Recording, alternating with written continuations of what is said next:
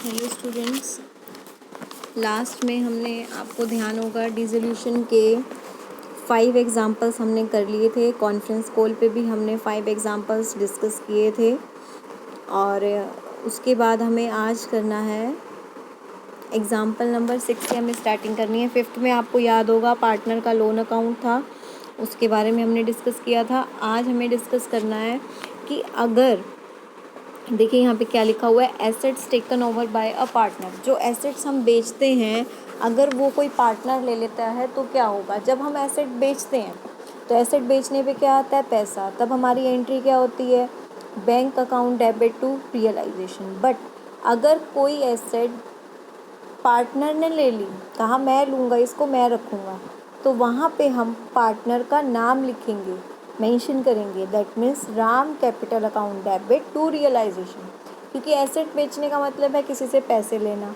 अब राम पार्टनर है, उसने कहा ये मैं लूँगा, ठीक है, उससे पैसे लेने की क्या जरूरत है, बिजनेस में उसका पैसा रखा है, उसी में से काट लेंगे। उसी में से काटने का मतलब है कि उसका जो कैपिटल अकाउंट का बैलेंस होता है वो क्रेडिट होता है, यानी कि इतना पैसा हमें उसे देना है। अगर मैं उसे डेबिट कर दूंगी, डेबिट का मतलब क्या हो गया कि मैंने उसके कैपिटल अकाउंट में से उतना पैसा क्या कर दिया, कट कर दिया।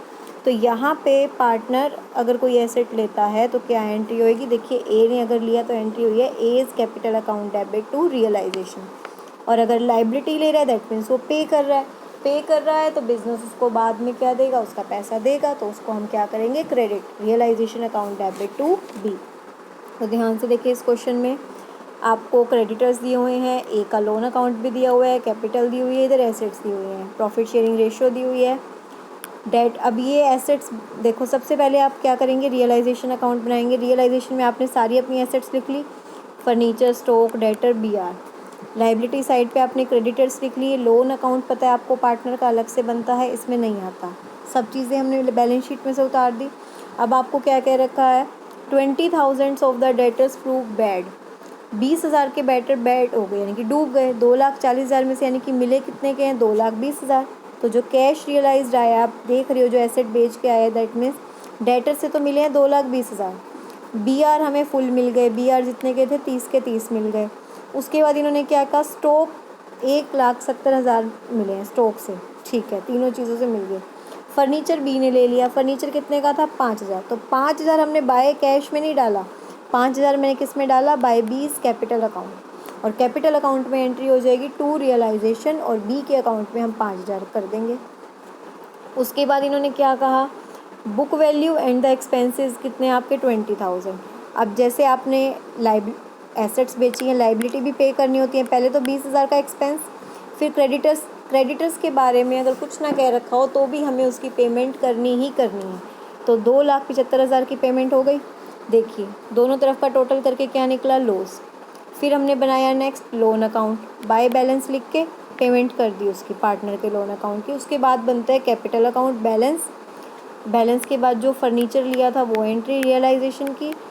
फिर हमने दोनों तरफ का टोटल किया, आपको पता है बैलेंस नहीं आता। अब कैपिटल अकाउंट में क्या आता है, कैश आता है। फिर हमने क्या बना दिया, कैश अकाउंट। जैसे पहले क्वेश्चन किए थे सेम वही है। उसके बाद देखिए 7th क्वेश्चन, दिया एंड रिया इक्वली पार्टनर्स हैं, सेम वही चीज़ें आपको दी हुई हैं। रिया का लोन दिया हुआ है, और हाँ एसेट साइड पे दिया का लोन दिया हुआ है। 2 लोन होते हैं ना, एक रिया का लोन है, एक दिया का लोन है। अच्छा, रिया का जो लोन है वो हमें पे करना है, पर दिया से हमने लोन लेना है। दिया का लोन एसेट साइड पे है ना, तो जो दिया का लोन है वो कैपिटल अकाउंट में जाएगा, ना कि अलग से लोन अकाउंट बनेगा। जो लोन एसेट में, दैट मीन्स हमें उससे पैसा लेना है। तो आप ध्यान से देखिए, कैपिटल अकाउंट जो आपका है, इसका या तो आप इसका बैलेंस आपने क्या दिखा दिया है, सॉरी पार्टनर है तो हम अलग ही बनाएंगे एसेट्स, तो इसमें आपने इसका बैलेंस दिखा दिया है डेबिट, तो हम उससे बाय दिया कैपिटल उसके उसमें डाल देंगे।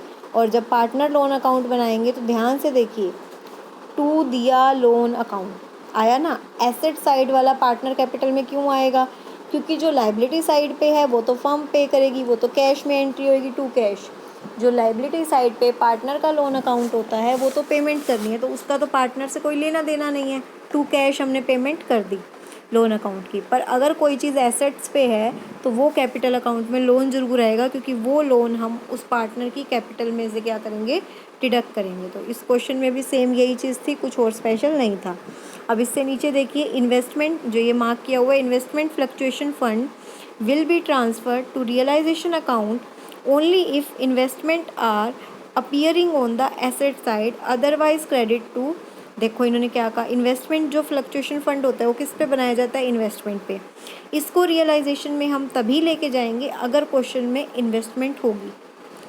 Investment fluctuation fund realisation account में एसेट्स के साथ लाइबिलिटी वाली जगह पे तभी जाएगा अगर क्वेश्चन में इन्वेस्टमेंट है तो, वरना हम इसको कैपिटल अकाउंट में पार्टनर्स के बीच में क्या कर देंगे, डिवाइड कर देंगे। अब ट्रीटमेंट ऑफ गुडविल, गुडविल भी आपको दी होती है, तो देखिए उसको क्या करना है, जो गुडविल आपको बैलेंस शीट में दी हुई है वो तो आप सभी एसेट्स की तरह कहाँ पे लेके जाएंगे, उसमें रियलाइजेशन अकाउंट में। अगर गुडविल बैलेंस शीट में नहीं दी हुई है तो कोई भी एंट्री पास नहीं होगी, पर गुडविल से अगर कोई पैसा मिलेगा तो उसकी एंट्री होगी बैंक टू रियलाइजेशन, और अगर पार्टनर गुडविल ले रहा है तो partner capital to realisation. Goodwill balance sheet में है तो एंट्री करेंगे। अगर गुडविल के बारे में कुछ नहीं कह रखा तो हम ये मान के चलते हैं कि गुडविल से कोई भी पैसा नहीं मिला है हमें, ठीक है।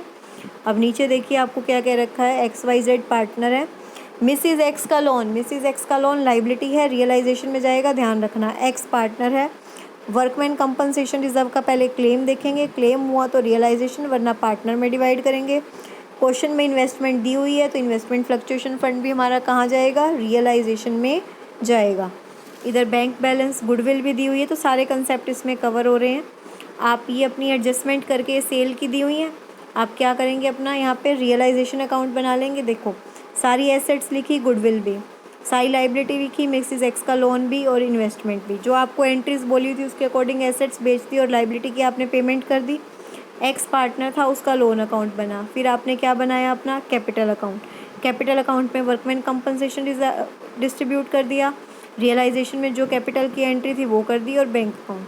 क्वेश्चन बिल्कुल सेम चीज़ें हैं, कुछ भी डिफरेंस नहीं है, क्लियर है। 9th क्वेश्चन भी आपका सेम ऐसे ही है। 9th क्वेश्चन अब आप खुद ट्राई करेंगे। उसके बाद हम payment of partner loan next video में समझेंगे। आपको पहले 9 क्वेश्चन तक ये चीज़ कवर करनी है। कोई भी डाउट होगा आप मुझसे पूछेंगे, क्लियर है। यहाँ पे आपको क्वेश्चन में करंट अकाउंट और कैपिटल अकाउंट दिए हुए हैं, तो बस इतना ही फ़र्क है। यहाँ पे आपका करंट अकाउंट और ये एडवांस अकाउंट यानी कि लोन अकाउंट ही है। करंट अकाउंट अलग बनेगा, कैपिटल अकाउंट अलग बनेगा। कैपिटल अकाउंट में जो बैलेंस आएगा वो करंट अकाउंट में ट्रांसफ़र होगा, और वो कहाँ जाएगा, करंट अकाउंट में चला जाएगा। वहाँ पे हम उसकी करेंगे जो भी करेंगे। देखिए करंट अकाउंट आपने बनाया, वहाँ का बैलेंस कहाँ गया, कैपिटल अकाउंट में, और जो टू करंट अकाउंट से आया वो, फिर जो भी हमारे पहले जो बैलेंस था वो, और जो अब ख़त्म कर रहे हैं ना, तो अब तो हम कैपिटल में लेके जा सकते हैं। जब बिज़नेस ख़त्म ही हो रहा है तो उनकी फिक्स्ड कैपिटल जो भी करंट का उनका पैसा है वो उनकी कैपिटल में से लेके जो बचेगा वो हम उनको वापस दे देंगे, ठीक है। तो क्वेश्चन नंबर 9 तक आपको करने हैं। कोई भी डाउट हो आप पूछ सकते हैं। Thank you.